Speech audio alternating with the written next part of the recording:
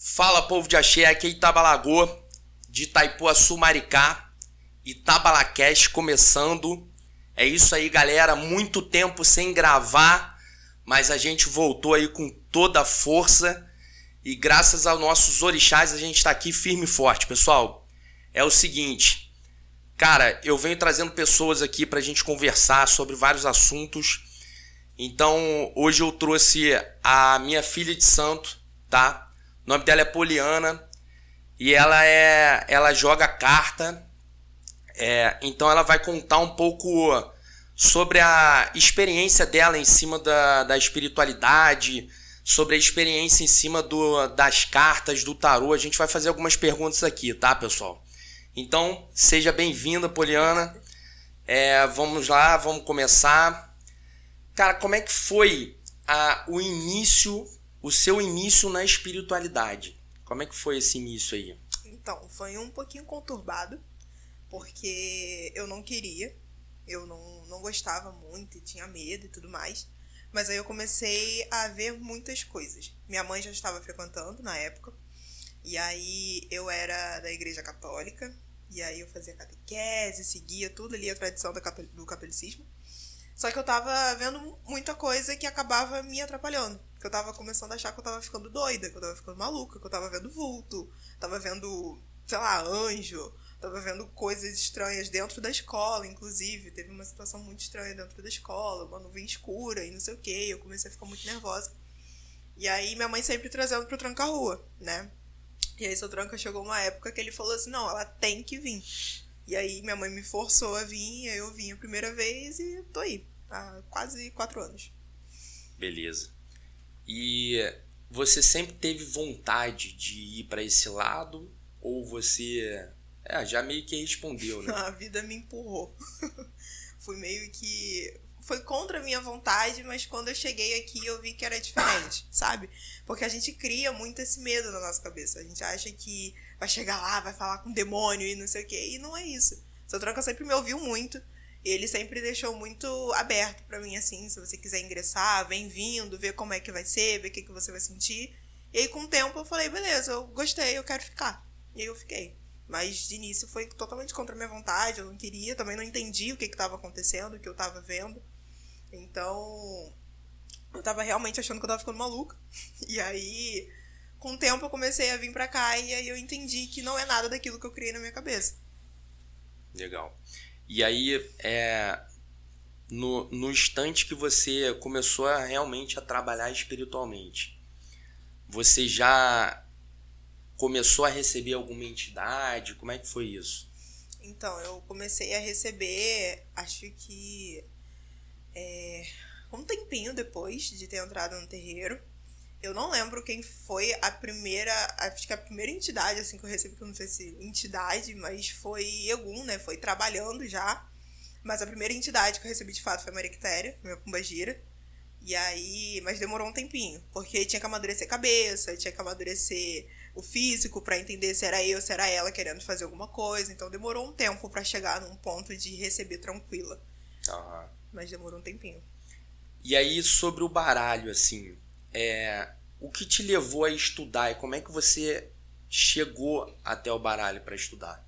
Então, o baralho já foi uma parada meio sinistra, assim, da espiritualidade, né? Eu falo que as coisas acontecem e a gente não entende na hora e depois que a gente vai compreendendo. Do nada, eu comecei a seguir algumas cartomantes no Instagram, porque elas também falavam de macumba em si e tal. Só que eu comecei a gostar muito, sabe? Eu comecei a curtir o conteúdo e tal. Eu falei, acho que eu vou comprar um baralho. E aí, o primeiro baralho que eu comprei foi o baralho cigano. E aí, eu comecei a estudar as cartas, comecei a ver como é que era, que não sei o quê. E aí, depois de um tempo, que a Quitéria falou que ela que queria responder o baralho. Então, eu imagino que já era ela falando ali no meu ouvidinho, a voz do anjo. Só que eu que tive essa vontade mesmo de comprar ali de início, de pesquisar, de entender como é que era. Porque é meio doido, né? Umas cartas que te falam o seu futuro. Nossa, como que isso funciona? E aí depois de pesquisar muito e tal, que eu entendi. Legal. E aí, o baralho em si, ele existe um baralho diferente do outro? Um tipo de... Como você comentou aí, o baralho cigano. Uhum. Existem outros tipos de baralho? Existem. Tem o tarô, que é o mais conhecido, eu imagino. Tá. Que tem muito mais cartas, acho que são 78, dividido por arcanos menores e maiores. Tem o baralho cigano, que são 36 cartas, que são cartas que falam mais do seu cotidiano, são coisas mais relacionadas ao seu cotidiano. E tem o baralho de pombagira, que também são 36 cartas e também fala mais do cotidiano, mas de maneira mais direta. O baralho cigano, eu digo que ele é muito terapêutico. Ele te faz refletir muito sobre as situações que estão ali. Já o baralho de pombagira não, é sim ou não. É isso aqui, não é, e acabou. Mas tem diferença. Tem outros baralhos também. Tem tarô dos guardiões, tem baralho de sibila, tem vários outros tipos de baralho. Entendi. E aí você comentou sobre o... Então, a gente... É porque normalmente as pessoas acham que tarô é a mesma coisa. Então, o baralho cigano, você falou que seria basicamente como se fosse igual o da pombagira. Seria sim, não uma coisa imediata ali. Sim. O do tarô seria algo que seria mais completo, da pessoa sendo... ver alguma coisa sobre o passado, futuro, então, ou não? Eu não estudei sobre o tarô, mas eu sei que ele é muito mais amplo. Ele é muito mais complexo, exatamente também pela quantidade de cartas. Então eu acho que ele é muito mais complexo, ele é bem mais terapêutico até do que o baralho cigano, exatamente por ser mais completo. Eu não sei como funciona de fato o tarô, mas eu imagino que ele deve abrir muitas abas, assim, muitas reflexões para a vida. Então eu imagino que ele deve analisar passado, futuro, enfim. Entendi. E na hora de jogar, assim, existe uma forma de jogar, por exemplo, eu já fui em uma cartomante que ela jogava em forma de cruz, ou de repente colocavam 7 cartas assim para você selecionar. Então, existe uma diferença ali para... Existe. Cada cartomante pode fazer o seu tipo de jogo, né? Legal. O seu tipo das cartas dispostas na mesa. Eu tenho o meu, pode ser que a outra vai ter outro de outro jeito, mas eu, pelo menos, eu jogo normalmente 3 cartas na mesa para analisar a situação e às vezes uma carta conselho. Mas aí depende. É uma coisa que depende muito, depende do jogo. O Templo de Afrodite, se eu não me engano, são 7 cartas. E aí 3 de um lado, 3 do outro, uma no meio. E às vezes você pode colocar mais uma de conselho ou de futuro da relação ou algo do tipo. Então depende muito de como cada cartomante trabalha. Entendi. Mas tem isso, tem a jogada em cruz, tem meia-lua, tem a mandala astrológica que fazem tipo um círculo na mesa com uma carta de cada. Mas depende muito, cada cartomante pode definir como vai ser. E aí, na realidade, um baralho desse, se uma pessoa de repente quisesse começar a estudar esse tipo de baralho, alguma coisa assim, você acredita que esse tipo de baralho precisa ser imantado ou energizado? Então, eu acredito que não. Até porque você não precisa necessariamente jogar com uma entidade. Você não precisa ter uma entidade. Porque o baralho ele é muito a leitura, né? Muito o estudo. Então você vai estudar ali cada carta e você vai colocar as cartas ali na mesa de acordo com a sua intuição. Você vai trabalhar com a sua intuição e com o estudo. Mas tem gente que gosta de montar não só com entidade, mas também fazer, vou comprar um baralho novo, vou deixar em cima de um copo com sal grosso para poder tirar as energias. Tá. Vou botar na luz da lua e depois botar na luz do sol para pegar essa energia. Botar a terra, água, algum elemento de fogo, não sei o que, em cima da mesa para poder trabalhar com essas energias também. Mas aí vai de cada um. Cada pessoa tem a sua vontade, né, para poder colocar aquilo ali. Exato. Seguir a intuição. Você achar que deve, sei lá, levar em um terreiro para fazer imantar ou fazer tal coisa na mesa para ficar mais imantado, beleza. E existe uma obrigatoriedade de seguir algum método, igual você falou aí sobre o método, né? Acredito que não, né? Porque você comentou que cada pessoa segue cada pessoa... o que tem a necessidade, né? Uhum. E aí é o seguinte, eu consigo saber através do baralho se eu vou ser rico? Dá pra saber se tem caminhos abertos pra isso. Só que é aquilo, né? Eu vou ser rico? Vai, mas você tem que fazer por onde? Sim. Os caminhos estão abertos ou estão fechados, precisa ser feito alguma coisa pra você ser rico. Pra você conseguir um dinheiro, pra você conseguir um trabalho. Porque ninguém é rico do nada. As pessoas precisam trabalhar, as pessoas precisam conquistar as coisas pra ser rico. Mas dá pra saber algumas coisas, sim. Dá pra saber a questão de prosperidade, por que meus caminhos estão fechados, o que eu preciso fazer pra melhorar, quais as energias que estão presentes nesse âmbito de dinheiro na minha vida. Dá pra saber algumas coisas. Legal. E relacionamento também? Relacionamento também. Dá pra saber se o boy é aquele boy magia mesmo, se ele tá te enganando. Entendi. Dá pra saber. Ah, legal. E aí, qual o tipo de pergunta que você já recebeu que foi mais, assim, bizarra, que você já... Tiveram duas. Uma foi que me trouxe, assim, o ponto de que às vezes a gente esquece de viver e fica muito preso a só jogar baralho, né? Só vou fazer tal coisa se a carta deixar. Que foi uma consulente que perguntou se o story que o cara postou na noite anterior foi pra ela. Sendo Entendi. que ele só postou curtindo, sei lá, ele tava só curtindo a vida dele, então ela podia fazer o mesmo, só curtir a vida dela. E outro caso foi uma consulente que veio até mim, que ela adotou um gato, e ela queria saber se ela ia se mudar e se o gato ia ficar bem na nova casa dela. Mas foi uma pergunta muito legal, porque ela também perguntou o que deveria fazer com o gato, se ela trazia para outro lugar, se ela levava para casa dela. Então me tirou, assim, uma barreira que eu tinha de achar que o baralho só ia responder coisas muito sérias, sabe? Era uma parada séria, claro, mas tipo assim, uma coisinha do cotidiano da nossa vida que era uma preocupação dela e que o baralho respondeu. Entendi.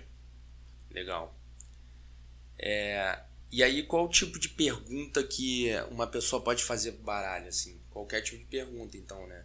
Qualquer tipo de pergunta, mas seguindo os limites também, né, gente? A gente tem que viver. Não adianta você perguntar se... devo sair hoje? Eu tenho que trabalhar, mas será que se eu pegar o ônibus vai quebrar no meio da rua? Não sei. Você tem que viver. A energia, ela tá correndo. Pode ser que agora eu tire e vai falar pra você não sair. Aí você não sai, a energia correu de uma maneira que, sei lá, foi um famoso no teu trabalho e você perdeu a chance de tirar foto com um famoso. Então eu acho que a gente tem que ter essa consciência de, é uma situação que eu realmente tô muito em dúvida. Devo, sei lá, comprar uma casa. Devo fazer isso porque é uma coisa muito gigante, vai mudar muito a sua vida. Agora, coisas fúteis assim, a gente tem que viver. A gente tem que deixar passar. Seguir a vida, né? Não viver em função Exatamente. do baralho, né? É interessante. E aí, qual o limite das perguntas, assim, tipo... você até comentou, né? Sobre esse limite e se precisa de alguma entidade para fazer o jogo, né? Eu acho que Então, tem gente que não tem, e tá tudo bem, porque é realmente seguir a intuição. Mas eu tenho. O baralho cigano, a Quitéria, depois de um tempo, falou que queria responder. E o baralho de Pombogira eu só comprei porque a Sete Saias me pediu. Porque ele não tava na minha... Não tava aprendendo ele, não tava nada, e ela me pediu pra responder. E ela queria um baralho. Mas tem gente que só segue a intuição e não tem entidade, não tem nada, só vai respondendo normal. E teoricamente, assim, essa talvez seja uma pergunta meio absurda, mas você já jogou incorporada ou precisa jogar incorporada? Não, nunca joguei incorporada. E, na minha opinião, você não precisa jogar incorporada. Porque pra mim não faz sentido a entidade vir e ter que te mandar um recado através de carta. Então, tipo assim, se ela é uma entidade e tudo mais, ela vai entender ali a sua energia e vai falar com você. Ela não precisa das cartas pra falar com você. É a mesma coisa você ir numa consulta num terreiro e a entidade fala assim, não, pera aí que eu vou abrir meu jogo aqui pra eu te responder. Eu não acho válido. Pra mim não faz sentido, é uma coisa sem sentido. Sim. Diferente de você, vou conversar com a dona Padilha hoje, vou numa consulta com a dona Padilha. Você vai conversar com ela. Ela não vai falar deixa eu ver aqui na carta assim, o que você tá me perguntando. Porra, não faz sentido. Não faz sentido, é verdade. E aí, quem tá vendo esse vídeo e quer começar, qual é a dica que você daria, assim, pra começar o estudo? Como é que seria mais ou menos tem gente que tem vontade, né, de começar a aprender. Sim. E aí você começou a estudar, foi meio que autodidata, né, em cima do baralho. E quais são as dicas, assim, que você daria para alguém que começaria agora, por exemplo? Então, procurar muito. PDFs na internet, pessoas que falem coisas que você acha favorável, né? Que você acha que faz sentido. Por exemplo, se você segue essa minha linha de raciocínio de que não faz sentido uma pessoa jogar incorporado, não adianta você querer, por exemplo, fazer um curso de uma pessoa que fala que tem que jogar incorporado. Porque, obviamente, o curso dela vai te ensinar a jogar incorporado. Então, pesquisar muito as pessoas, pesquisar muito... tem bastante PDF, inclusive, na internet, então é muito bom. Mas tem que fazer aquilo de balancear também. Então, procure outro, para trazer cada vez mais informações. Estudar as cartas. O que eu recomendo é comprar um baralho e aí começar a estudar, porque você vai ver o significado no PDF, você vai olhar para a carta, você vai ter um insight de alguma coisa, fazer jogos para você mesmo de início, ou para pessoas próximas, para você entender a energia das cartas, como você vai dispor essas cartas na mesa. Então, procurar bastante, estudar bastante. E continuar estudando. Você achar que, não, acho que agora eu tô foda no baralho, não preciso mais estudar. Continua estudando. Vai atrás, continua pesquisando. Porque a gente nunca é 100% bom. E sempre tem mais coisas a acrescentar. Então é sempre bom ir acrescentando esses estudos. Legal. Bom, então, pessoal, eu acho que é isso. A Poliana, se vocês quiserem entrar em contato com ela para fazer algum jogo com ela, eu vou deixar o Instagram dela aqui, tá? Do contato diretamente para ela. E aí vocês entram em contato com ela, tirar alguma dúvida também, se quiser tirar alguma dúvida e fazer um jogo, e fica à vontade, tá? Então, a gente vai encerrando aqui o podcast, e aí ficando para a próxima aí, vamos ver quem a gente consegue trazer mais de algumas informações aí pra galera.